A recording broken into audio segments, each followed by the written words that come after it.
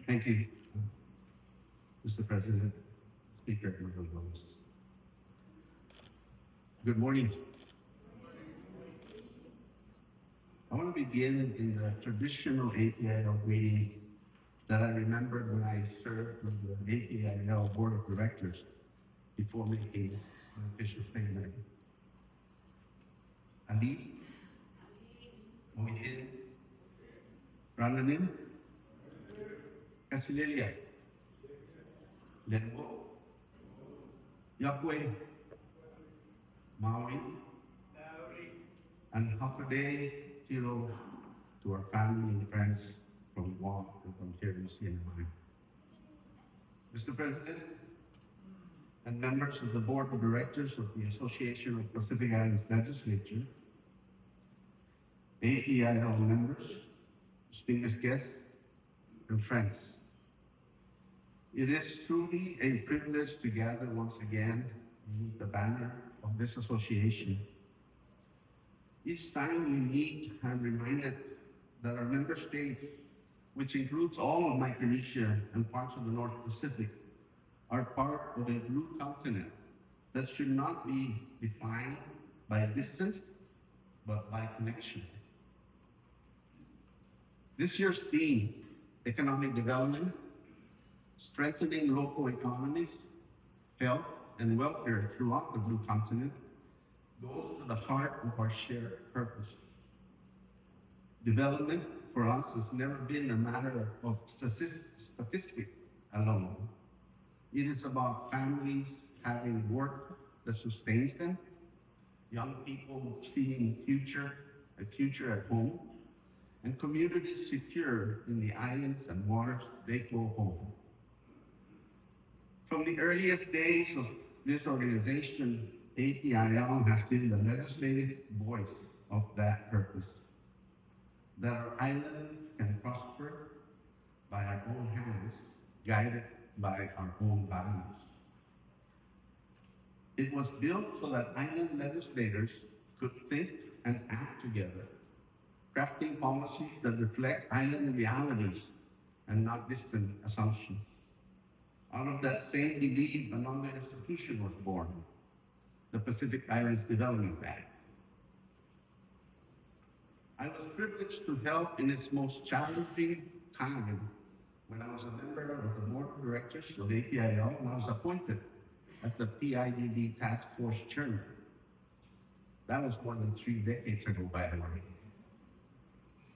Our leaders across Micronesia and North Pacific recognize that political cooperation must be matched by financial self-reliance. Today, the PIDB remains a living example of what regional partnership can achieve. It has for many years now and continues to channel capital towards small businesses, family homes, and individuals throughout our member regions. And PIDB also has the potential of funding critical infrastructure and community projects that would otherwise be beyond our reach. It is proof that when our island nations pool their resources, they can finance their own priority and build growth from within. Like our tomorrow Ladistos, comprised of the Hamidi and the Tasa, that stands together structurally to uphold our islands. The APIL and PIDB together are the foundation of our regional strength. One gives us stability and support, the other gives us balance and protection. Together they represent the endurance and unity of our people, political solidarity and economic independence. One gives us the means to speak with a common voice, the other gives us the tool to turn that voice into tangible progress.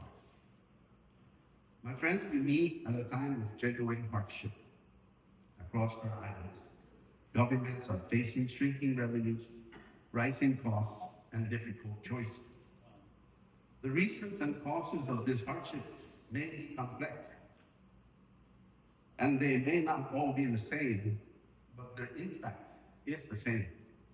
Fewer opportunities for our people, and heavier burdens for our public servants. I can say that we in the Commonwealth are probably among the most financially challenged right now. We do not have the benefit of the fisheries revenues that are enjoyed by RMI and the FSM states, or the natural beauty of Palau that brings so many visitors from all over the world. We do not have the financial benefit that comes with heavy military presence in the build-ups like the Guam, for example. And therefore, we are truly so grateful for this opportunity to host the 65th Board of Directors and the 42nd General Assembly. And on behalf of our leaders, Governor David Apatang, Lieutenant Governor Dennis Mendiola, Senate President Carl King Neighbors, and APL's very own President, Speaker Edmund Gomez, I say to you again, please spend every bit of your per diem while you're here. And please feel free to reach into your personal budget too. Your visit will have a great impact on our economy, and they will bring financial benefits that we truly appreciate during this tough economic times. But the benefits are not just about revenue.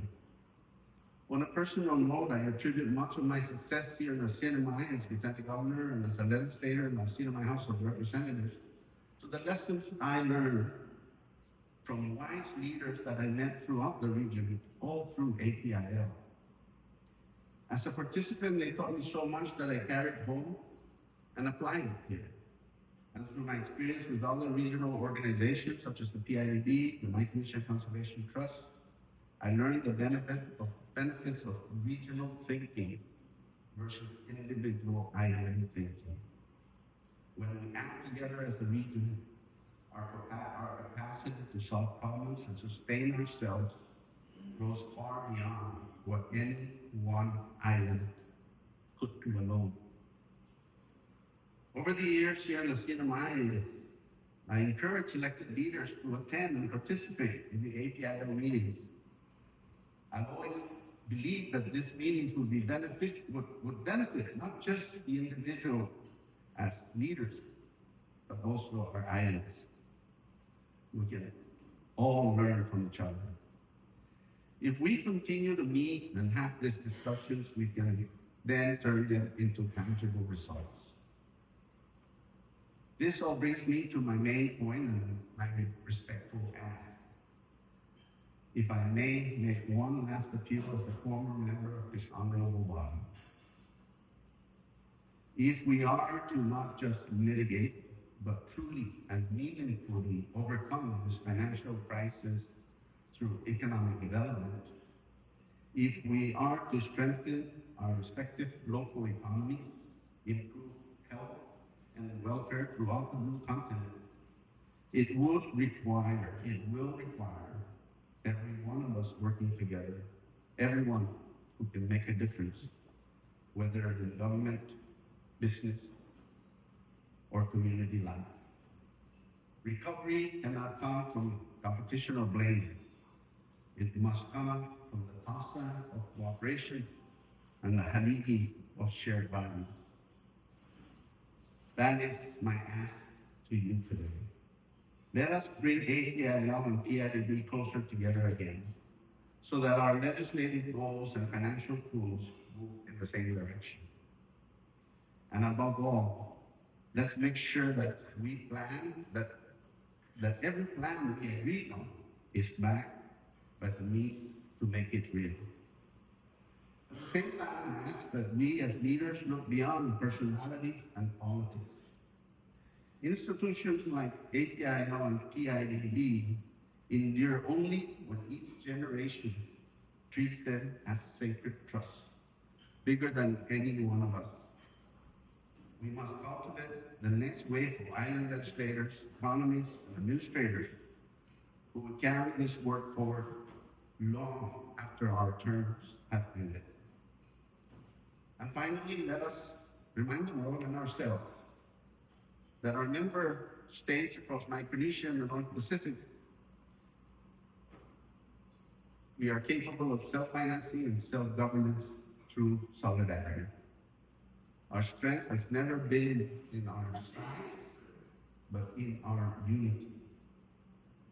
Like the Liga Tuturo of the Refugee people, woven from countless small beads, each one different, yet bound together in beauty.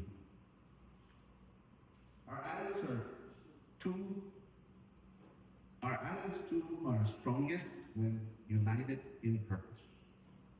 When we share knowledge, align resources, and act with integrity, we prove that our island nations can manage their own development and protect their own destiny.